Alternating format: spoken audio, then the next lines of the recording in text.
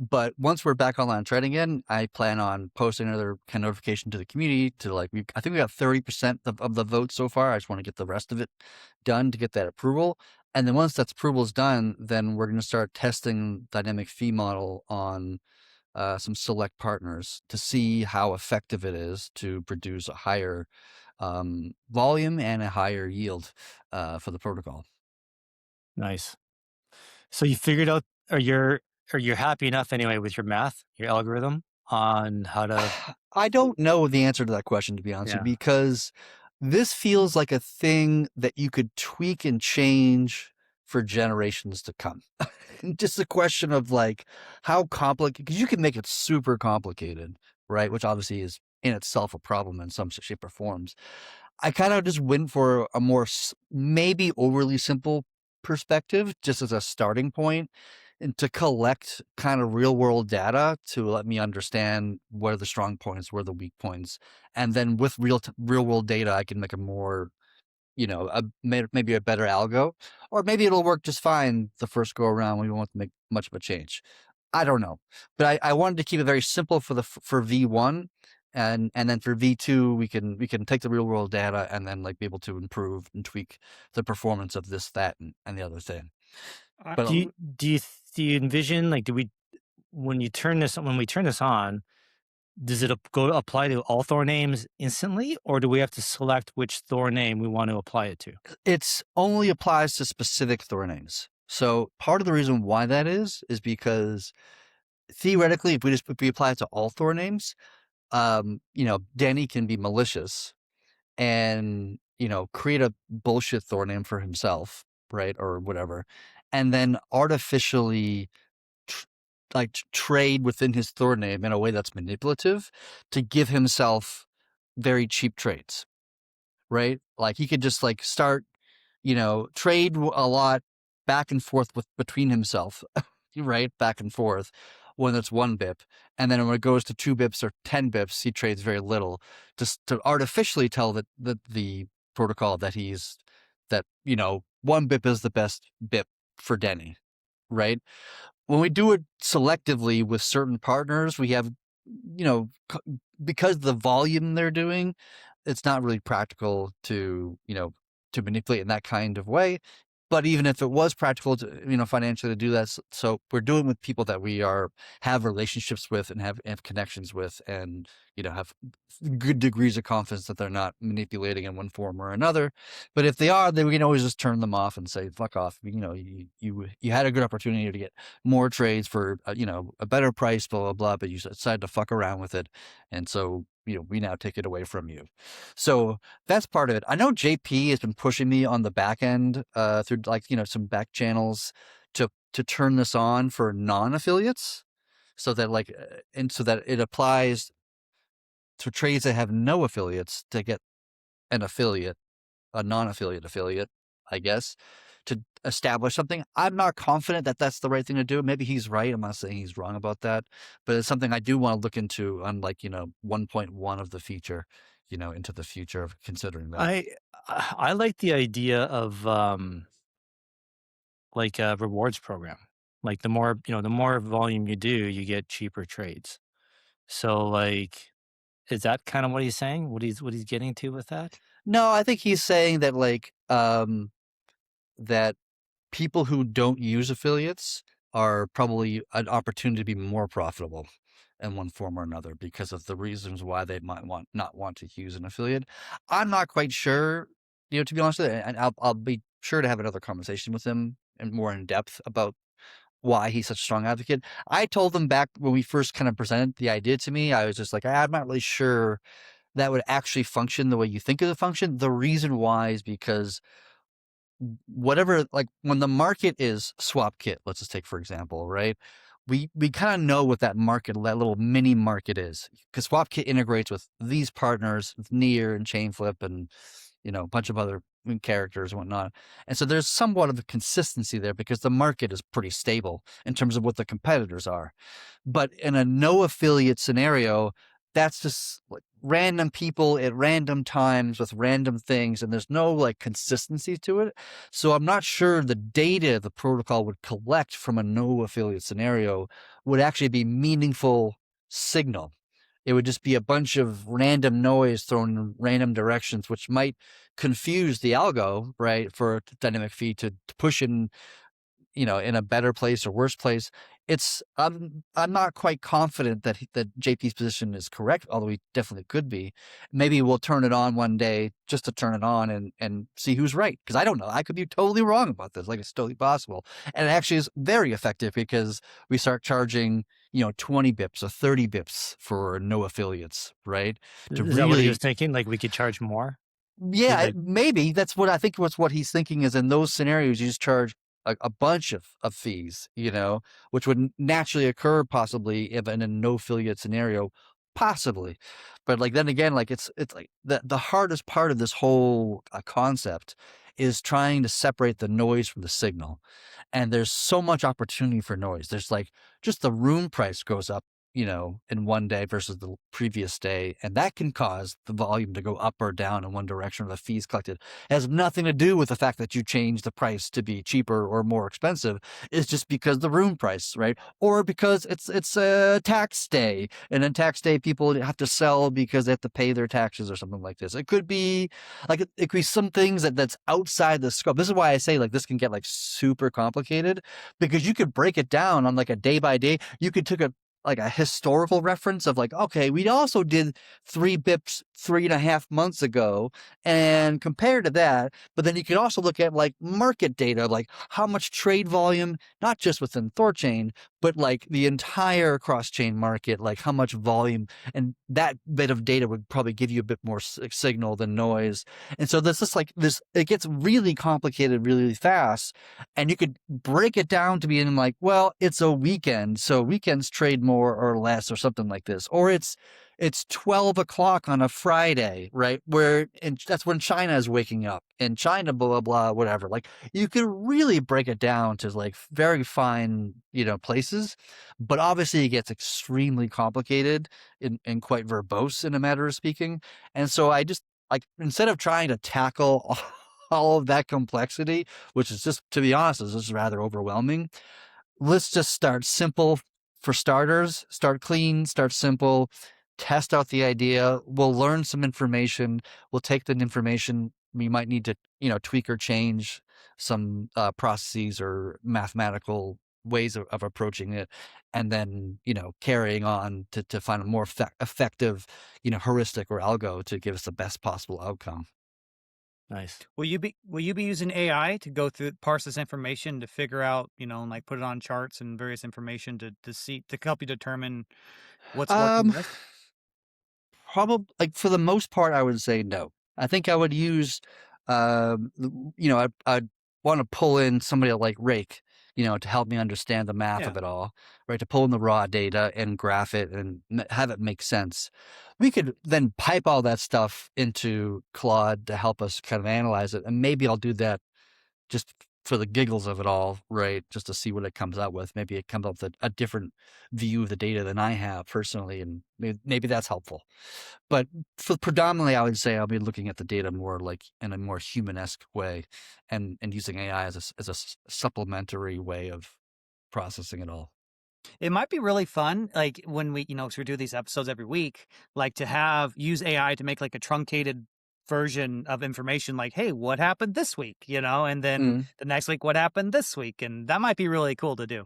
People Yeah, I think would like that. you could totally do that. I Absolutely. I feel like it should be pretty obvious when you turn it on for SwapKit, because if we apparently we are only getting 4 or 5% of their volume, of their total volume, and then we should instantly get it all. In Yeah, we theory, like we that'd would mean get a 20x, 25x in volume from SwapKit. we could get a lot more volume for Swapkit. I'm actually a bit more bullish about using RevShare for that purpose on specifically SwapKit. Not on most cases. Like, Symbiosis is probably going to be our first affiliate we'll try the dynamic fee model on. And because we get, so suppose they do about 300 million in volume per month. We get about 1% of that trade volume today. They don't look at time, they just look at price. They look at what is the best price, right? That's the only attribute that they actually look at. And so by any kind of reasonable thinking, the dynamic fee model should be very effective on this particular, affiliate and give us, maybe not 300 million, but more than 1%. We should see a significant increase, I would say. But with SwapKit, it's much different because, and I haven't presented this to the community yet, but we've been in discussion about using the RevShare program for them to use the money that they generate from the RevShare, which would be some amount, like was 20%, 30%. I don't know what the number might be. And they use that to do effectively a dynamic fee model on the affiliate layer rather than doing it on the base layer. And to do it on the affiliate layer is actually much more efficient than what I'm trying to do in the base layer. I don't have control over the affiliates, obviously. I don't build their products. I build THORChain. So I do the best way I can with the tools that I have available to me. But we've been discussing with SwapKit, and the RevShare feature, by the way, is already in 3.19, which is adopted by the network. So it's already kind of ready to go. It just has to be voted on to continue. And so they're going to take the fees that we pay them, 20, 30%, whatever that is, and then they're going to use that to deduct the fees to be more competitive, not just against Near and Chainflip between like their other partners that they interact with, but their competitors on, let's call it Trust Wallet, for example, or maybe Trust Wallet would be a bad example, but no, I think they're a good one. I think they have like a dozen different providers. They have a dozen different providers. I think they wouldn't use it for Trust Wallet specifically because Trust Wallet has a custom agreement with them that they can't do something like this. Oh. But for Ledger might be a better example of this, where they have a bunch of different providers, and SwapKit's one of those providers, and they want to get more, swaps from and beat out their affiliates. Like not their affiliates, their other aggregators they're competing against. And so instead of taking the money themselves, they use it to discount the trade in general for the next guy who wants to make a trade, and then beat out their competitors, and then they get more volume relative to their competitors, and all of that volume they're getting additional by default and by requirement, it has to pass through us and not Chainflip or Near or the other kind of competitors within the SwapKit. So what they're proposing to us, and we're going to I'm going to do a full proposal to the community about this probably like next week or a few weeks maybe to give the full kind of details. But they're effectively going to use the money that we pay them with the RevShare to give us dynamic fee models on the affiliate level, so that we not only beat SwapKit and Near, much more often, if not all the time, depending upon what the RevShare percentage is, but actually to give SwapKit a huge amount of increase in swaps themselves, which obviously they like it. That's how they make more money, right? But then we get all that volume as well, right? So it could be that feature alone with just SwapKit could be a multiplier of our volume, because SwapKit is our largest affiliate by volume, right? I think the swap.thorchain.org is second by a smidgen. Right. But like they could get a lot more volume through SwapKit with this kind of feature, which is now in 3.19, by the way. I like rushed it into 3.19 to make sure it was there because I was really excited about the feature, to get it back online and then roll out dynamic fee model with Symbiosis, which I'm assuming will be successful in that context, and then we'll start rolling out to other affiliates. And then do this RevShare thing with SwapKit would be another multiplier on our volume. And then the other thing that we've been talking about too is the free stable swaps, which would be another multiplier, right? By the way, because Randy just sent me a link the other day, actually, that a Defiant article, and I can I can just find it and put it in the chat here, but of Sui had made their swaps for stables entirely free. Like no gas, no swap fees, like 100% free. And they got like 65 billion in volume in 5 days, which is like, to put that into comparison, THORChain's total swap volume since 2021 is about $125 billion in volume. So they've done almost half of our volume in 5 days just by making it free. Right now, to be fair, like their design, which I don't know all the specifics of it, but I can tell you right now, just from from reading the article, it is non-sustainable because they're paying all the fees, right? Swap fees, the gas fees, and they're subsidizing every trade that comes through there. And when you make something free like that, obviously the demand is high, right? Because who doesn't like free trades? And they're doing $65 billion in volume, whatever, and they're paying out money with every trade and burning money with every trade in an unbounded kind of way. To me, that sounds more like a marketing ploy than an actual, like, fundamental change to system. The design that I've put together, and there's a GitLab issue, if people can read, they want to get the specifics of it. But the design that I've put together is sustainable. It is a net neutral to THORChain itself in terms of the operation of the network itself. It should create more volume in our non-stable trades, in our Bitcoin trades and Ethereum trades, just naturally by getting us more integrations and stuff. So we should see not just a greater increase in our volume, but in theory, we should see a greater increase in our revenue generation as well. Probably not on day one. It would take, probably months for that to be realized, to be honest with you. But it should have a net positive effect on THORChain's ecosystem as a whole by getting a lot more volume, and it should be a lot more fees as well. Not one-to-one, but probably more volume than fees.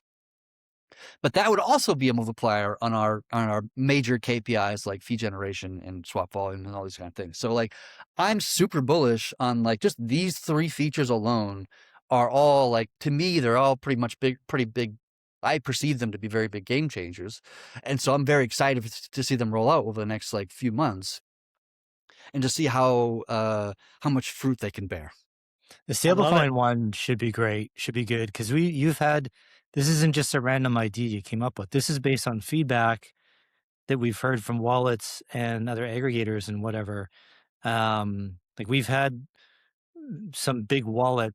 Well, I know one big wallet in particular. Their whole focus is stablecoin Mhm. payments. Like Mhm. that's What they so do. what that's yeah. And so like, okay, how do we angle THORChain to help that, right? Mhm. And this is how we do it. And so it's our foot in the door. Then you had, I think, another aggregator just who eyes lit up when you mentioned the feeless stable to stable swaps, and like, wow, that could be huge. Yep. So, so you want to hear from the prospect that like, wow, this is exciting. This is what I want. Instead Yep. of trying to convince them why it's good for them, we're giving them what they want, what they're Yes. excited about. Yeah, So, what that very few other protocols could even do. And then if they are doing like Sui's doing, or Sui's doing, however you pronounce it correctly, they're bleeding money doing what they're doing. It's obviously that's not a sustainable thing, But what we're doing here is sustainable. It fundamentally changes what we can do. And even to I was talking to one large wallet a while back, and we were trying to convince them to integrate with us directly, and they already have are using us through an affiliate out there, and they were just like, well, why are we going to spend the time, money, and energy in the code and all this stuff to integrate you when we're already integrated with you, right? Like we already have you. Why would we want to spend the time to do it? And to be able to say like, well, you can use this as a thing for your users of saying free swaps, right? Like you saying that to your users and to your potential people that you're trying to convince to use your wallet, you get free swaps. Because if you go through the affiliate, it's not going to be free because the affiliate's going to take out some chunk out of that, whatever that number is going to be, right? Depending on the affiliate. And so the idea hopefully is just get more direct trades, which will just get us more volume, because we can be more competitive against the other providers on there. Because if the only way we're getting through you is through an affiliate, well, the affiliate's taking, 10 bips or whatever the number might be. And so how can we be, comparatively competitive with other providers who maybe already be direct when the affiliate's taking out, 10 bips or whatever the hell the number might be. And I so, yeah, I I love wondered. this. I think. Go ahead, Go ahead, Kenton. Denny. Yeah. Okay, I was gonna say, I think this is great with every point of sale application in the world. Like that's me coming. I mean, everyone's gonna be trying to make one of these things, and if we have free stable to stables, right, swaps, relatively speaking, are as free as they possibly can be, that's awesome. That's great because a lot of people are gonna use stables, and then if they have THORChain in the wiring, if they decide to use Litecoin, Bitcoin, Doge, or whatever, then that obviously is going to be a great swap for us. So I think it's just a great foot in the door. There is a question here for peak formation. He says, why should I invest in Rune? What is the benefit of buying Rune? We can't give investment advice on this show, but I highly encourage you to just watch and listen to everything we're saying, check out the materials that we give, and for you to come up with your own conclusions of why THORChain is powerful technology. But we can't tell you to buy Rune. We won't do that. I mean, use your own mind. You know, we're not going to sucker you into that. All right. Yep. It's not really suckering in my opinion. You but should know what I use mean. THORChain. I think so. Yeah, when we And go the first thing to live, do go is swap on it. just Why try don't you it. when it goes live, you play with it, and maybe you get maybe some reasons why Rune's a pretty awesome asset. I don't know. Kenton, you were going to say something. I'll kick it back to you, good sir. Just you mentioned, Chad, the stable to stables being attractive, for us to get new integrations. I'm wondering if like you mentioned, why integrate with us directly versus the aggregator? I wonder if the dynamic fee and the referral fee will help with that too. Because the dynamic Yep. fee, you just said, it's really, like with SwapKit, for example, it's really hard to apply the dynamic fee to SwapKits, to their integrations. Yep. Whereas we have a direct, then the direct integration can experience our dynamic fee, and they can also get a rev share. Whereas with the aggregator, the rev share and the dynamic fee goes to the aggregator, not to the ultimate front end. So Yep. hopefully those three things combined can really help us get more direct integrations. Yeah. Yep. I'm I love hoping. it. I think it poises us as well. And again, like integrations are a slow process. Anybody who's been doing biz dev for a while knows this. You don't get integrations take it's a multi-month, 3 months, 6 months, 9 months, 12 months. There have been people I've been having conversations with on and off for years that we still haven't quite landed in some cases. So like it's not going to be an immediate thing, to be fair, but it should be helpful over the longer term. Yeah. So I think you just I think you guys are doing great because you just keep talking to them, and every time you talk to them, what do you need? What are you looking for? What's your pain point? And then that gives you ideas, Chad, on what to change and add to THORChain. And eventually, one of these features, and for someone's just going to love it. It's going to click. Like you mentioned, SwapKit loved the referral fee thing, right? Yeah. And that could click with them and really dramatically improve their business, which improves our business. This other wallet and aggregator, they love the stable to stable thing. They jump all over it, right? So, this is what good business development is about: is talking to your potential clients and seeing what do they actually want, what are their pain points. Yeah. So yeah, That's what I personally am not I don't really love business development personally. It's just not my area of expertise or knowledge or skill set for that matter, I would suppose. But now that I'm more engaged with it, because I'm working with Randy and I'm working with you, Kenton, on this kind of stuff, I get to have those direct communications with our customer base, our clients and and partners and whatnot, and I get to learn what the pain points are, what they value, what they don't value, what would blow their brains, and what would they would shrug their shoulders about, and that kind of information is actually super valuable. Like that's where. It was from those conversations did dynamic fee come. It's from those conversations where rev share kind of came.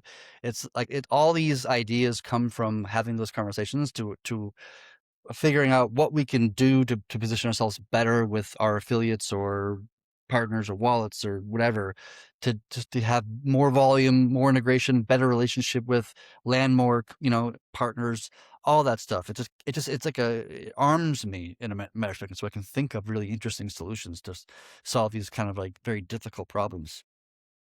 and that's how real sales work. Like a lot of people think sales is about convincing someone to buy your product. Like that person who can sell ice to an Eskimo. Like that's not those type of salesmen. They exist, but they're like kind of like a rare breed, and that's not how you can't scale with that. Like sales for the vast majority of the world in all industries is